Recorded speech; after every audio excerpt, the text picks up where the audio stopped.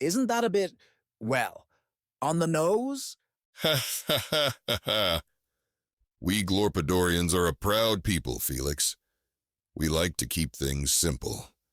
And as for the legality of the eggs, well, only if you get caught, my friend.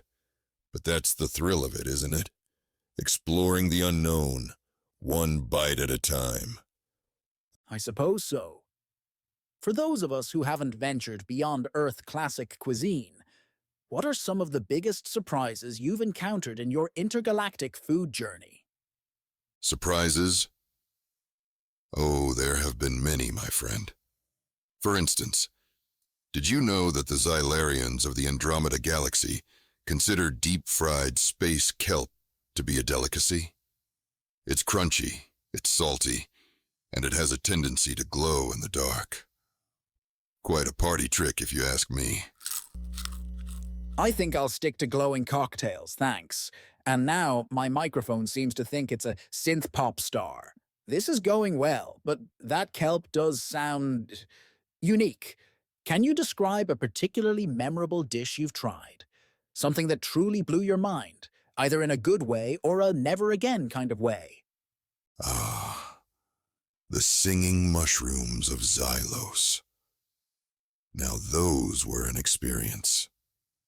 Imagine a chorus of tiny, bioluminescent fungi, each singing a different note as you chew them.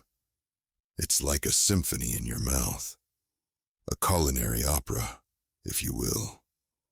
And the taste? Like a cross between a truffle and a choir of angry space crickets. An acquired taste, perhaps, but unforgettable. Actually, in Timeline 429, fermented gooseberries were considered a delicacy among the ruling class. They used to bathe in it, said it was good for the skin, though it did tend to attract swarms of carnivorous space wasps. Quite unpleasant. Fascinating and slightly horrifying as always, Professor. Glargon, you were saying about potentially explosive foods? Right. So, on one of my trips to a moon orbiting Jupiter, I sampled something called a Jovian gas bubble.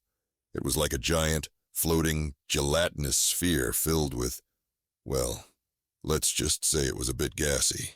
The taste was surprisingly sweet, but the after effects, well, let's just say I spent the next few hours floating around the space station like a human-shaped balloon.